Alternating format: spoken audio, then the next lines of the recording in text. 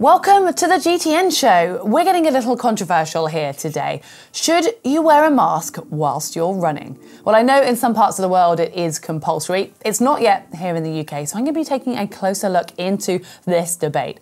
And then we're getting nosy and taking a closer look at what the pros have been up to over the last couple of weeks, including Jan Frodeno with some visa issues, Seb Kienle racing a world champion breaststroker, and James Connemara with a change in his career.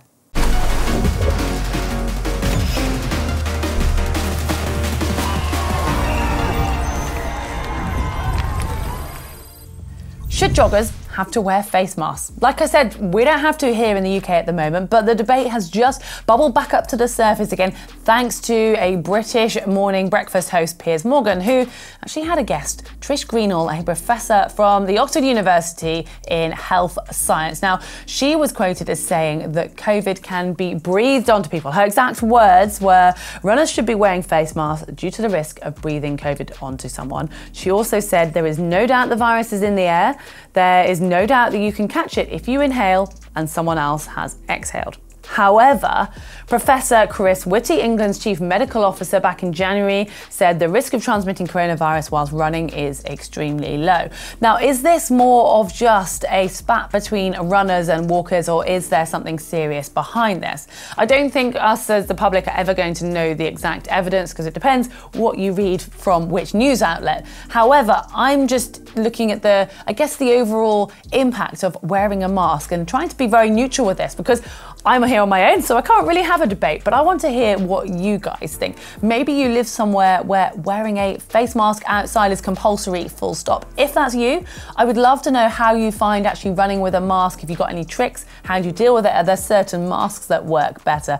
If maybe you're someone who lives somewhere that you don't have to wear a mask and you choose to when you go out running, again, please let me know why you choose to do that and how it feels. And as for us here in the UK, we are lucky that we've got quite a lot of outdoor space, and where I live, I can go running without having to pass people very closely, apart from on footpaths, and then other runners and walkers just naturally turn away from each other. And it's something that occasionally you will see people get a little bit annoyed at a runner. But has that changed since COVID, or is that just people not liking runners puffing when they come past them anyway? And what counts as puffing? How hard are we allowed to run before we're actually putting our fumes or our exhalations out onto somebody else when that professor says you can feel the breath on you?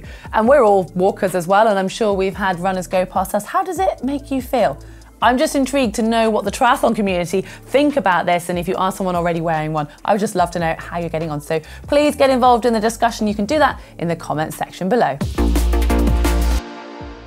Over the last week or so, I've been keeping quite a close eye on what the pros have been up to, and we're gearing up for race season now. It really feels like things are starting to get going. However, it might have been a bit of a false start for Jan Frodeno. Now, if any of you guys follow him on social media, you will have seen that he had a slightly disastrous trip to the airport last weekend when he was supposedly on his way to Miami for Challenge Miami, which is happening on Friday. Yes, so just in a few days' time now. Now, all athletes travelling out of Spain, where Jan Frodeno is leaving, in actual fact out of Europe, need a travel exemption. And in Jan's words on his Instagram, it said his travel exemption wasn't accepted or he didn't have it. Now, I'm not quite sure exactly the details of this because you would think that he would obviously be aware to a certain extent, but apparently the challenge race organisers have some sort of exemption agreement with the Department of Homeland for Security for international athletes so that they can circumnavigate this issue of getting from Europe into the States during COVID. Now, even with this exemption, the athletes still need to quarantine for 7 days from the arrival before the race. So obviously, we haven't heard an update. Jan might have made it through, we don't know. But if so, time is still going to be getting very tight indeed because the race is just a few days away. When we filmed this, we hadn't heard any more. But still, he is obviously one of the favourites, and we're desperate to see Jan Frodeno race, just as much as I'm sure he is desperate to get back racing.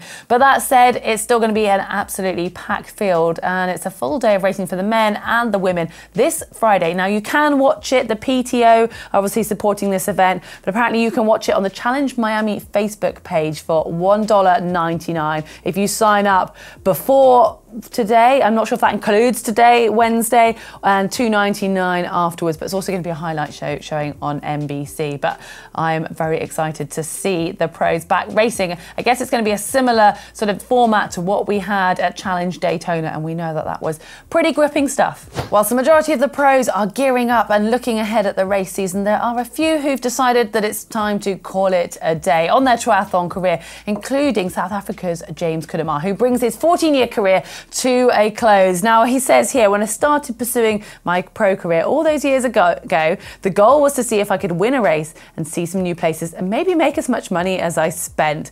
Now, he says 14 years later, I've won some races, seen some places, and probably just about broken even. Well, just to remind you of some of his impressive performances, included multiple Ironman wins. He finished 5th at the Ironman World Championships in Kona, and he had a convincing win at Challenge Roth in 2012 with a very impressive time of 7:59.59. Well, as well as James's retirement, we've seen an announcement from Annabelle Luxford. Now, you might have noticed, or we mentioned her in the race results just last week at the Husky Triathlon over in Australia, where she was on the podium with the 3rd place finish. But she said, last Sunday, I finished the line as a professional triathlete for the very last time. I had an inkling it'd be my last race, but as I crossed the line, I knew for sure. And Annabelle goes on to say how fortunate she was to be able to choose when she called it a day on her career, and is now going to concentrate on other ventures as well as being a mum for her young son Gus. So we wish both of those athletes all the luck. And now going back to the future or the current generation of triathlon, and Lucy Charles Barclay, well, we'll hopefully be seeing her race in Miami in a few days' time, but she has also just announced that she's going to be racing at the Arena Games in the Super League Triathlon in London in just, I think, a couple of weeks' time it is now. Now, this is the really exciting short, fast format, which we've talked about on the show before, when the athletes will do 3 races of different order, but swim, bike, run, all mixed up, you know, back to back with these self-powered treadmills, just a 200-meter swim, and obviously cycling on Zwift. And Lucy says here that she's the news is that I'm going to be breaking it at the Games. Back-to-back triathlons. Really excited to test myself in this intense, shorter distance event. Well, we are very excited to see Lucy over this shorter distance event. And you might remember a while ago, I think it was back before, a couple of years before Tokyo maybe, that she was mentioning that she wanted to have a go at racing, potentially getting into the Olympic squad for Great Britain, and then decided to actually just keep her focus on Ironman. So this is going to be the first time that we're going to see Lucy racing as a pro up against the ITU athletes. And, well, it's going to be fascinating to see how she fares. Obviously, she's got such a strong swim, and she's got a pretty strong, well, she's incredibly strong when it comes to Zwift bike racing, and we know her run is just getting stronger by the day. So it's going to be really exciting to watch, and yeah, just something a little bit different. So keep an eye out for that in a couple of weeks' time. And now something a little bit more light-hearted. Another race, this time Sebastian Kienle taking on a World Championship breaststroker.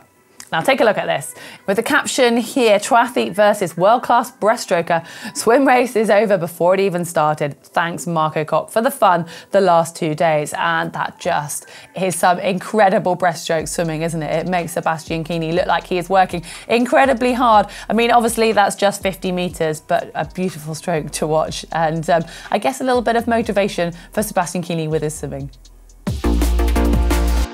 With no big triathlon races happening last weekend and the Zwift racing has come to a close, we have spotted an impressive running performance that we just wanted to share with you guys this week. It's Gwen Jorgensen, the reigning Olympic champion from Rio in the women's triathlon, who, as you probably know, has left the sport of triathlon and moved on to running, but that doesn't mean we don't still follow what she's up to. She had a rather disappointing performance in the 10K, I think a couple of weeks ago, when she was trying to get the Olympic qualifying standard. She'd originally planned to go to Tokyo and try and win the gold in marathon running, but it looks like her sights have now changed into the shorter distance, and she's at last had an encouraging result with a PB in her 5K and hitting the Olympic qualifying standard. So she ran a time of 15:08, taking 2 seconds off her PB. And I'll have to wait and see if that's going to be good enough to make it into the American team. But she said here in her post that 2 weeks ago she thought she needed to quit, but her coach asked, does she not enjoy it? She still enjoys it, so she got her focus back on for this 5K.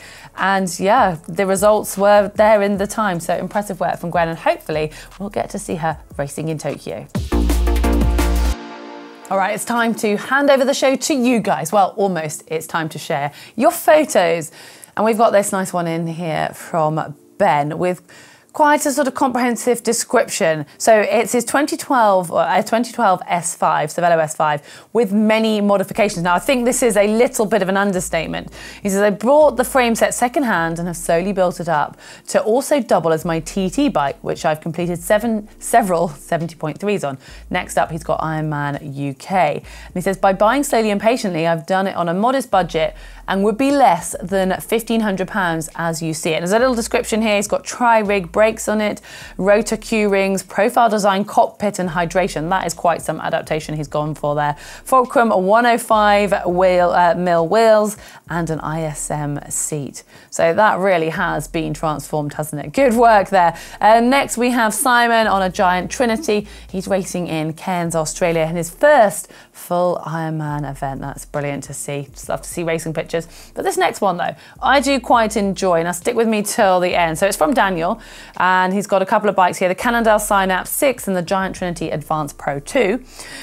He's from Bury St Edmunds in Suffolk in the UK, and he says, it's my training room with a Trinity on the trainer, and my Cannondale is recovering after some good outdoor usage earlier this week. I think it's probably your legs that were recovering, but I like the analogy there. The Specialized Alley is his wife's, and so is the water rower, but apparently she shares it. But then he says the second picture is one of the pubs I regularly pass when I'm riding about. Can't wait for lockdown to end so I can do more than just pose for pictures in front of the pub. Yeah, you are not alone on that one. And I think in the UK here, we don't have too long left to go until we can at least sit in the garden. Just hope the weather warms up slightly. Now, we have another one here from, this has been sent in from Coatbridge in Scotland. It's been sent in by Callum. He says, no bike, only hokers, because it is this beautiful running picture. 6 miles of run made easy with this unbelievable sunset. And what a lovely picture to leave you guys with. Yeah, delightful. Well, if you've got anything like that or any sort of pictures of you guys training, something of your bike, of your pain cave, of you maybe even out running or swimming, just do share it with us because it's a lovely highlight to the show. You can do that using the uploader that is on screen now and also in the description below. It's Caption competition time, and my goodness, you guys did not disappoint. I've really struggled to whittle it down. As a result, we actually have 6. We have 5 runners-up and 1 winner of this week's competition. And this was the photo from the 2016 ITU World Triathlon Grand Final in Cozumel with an impressive dive for the line. This was the age group race. But here are the selection we've got. So, Trans Am 2K4, ahead of his time. I love this one. Dryland swim training will be a thing in a couple of years. In brackets, that was 2020. So yeah, as in we are still doing a lot of dryland training, hopefully not for too much longer. Alan Maher, tag, oh no, wait, try. Like it. Philippe Cordoba says, I know my brother's run technique is so fly. Like that one. Sean Tubbs, because it's not how you start, it's how you finish. Now, Danny Sayer, you can talk the talk, but can you swim the run? And our winning caption this week comes from Philly T with this one. Oh no, gotta save my hand sanitizer. Obviously. I mean, I love that one. If you look closely at the picture, you will see that the guy has something in his hand that looks like a hand sanitizer. Now, I imagine back in 2016, it wasn't. And I'd imagine if you had that caption suggestion back then, we would have all thought you were completely mad. But sadly, this is now the world we live in. And I love it when there's a bit of comedy coming with that. So congratulations, Philly T. Make sure you get in contact with us and we will get a cap sent out to you. But if you guys missed it this week or your caption was almost there, you've got another chance because this week we have this photo. So the bar has been set pretty high this week with those suggestions, but don't let that put you off. Please leave your caption suggestions in the comments section below. Now, there's still plenty to look forward to this week. We've got a great video. Well, I go and get some great tips, I should say, from GTN's Connor Dunn on time trialing. Now, I certainly enjoyed it and learned a lot, and I'm sure you guys can learn quite a lot from it too. We've also got another one looking at what a pull buoy actually does to your swimming stroke. And in the UK at least, and I think the rest of the Northern Hemisphere, spring is starting to really come through and it feels like it's time to get out training for triathlon. And if you're in need of a little bit of motivation to kick you in the right direction, well, the GTN shop has an exclusive offer. We are giving 20% off on these swim, bike and run t-shirts in blue or white. So go and check that out to get your hands on that impressive discount. If you've enjoyed this video, then do give us a like and click on that big globe on the screen if you haven't done so already to make sure you subscribe and get all of our videos. Talking of which, there's a couple here you might like to take a look at. One is me going through my paces, seeing or asking whether I can improve my FTP in a month. Check that one out. And we've got one more for you, aero versus road helmet with Mark.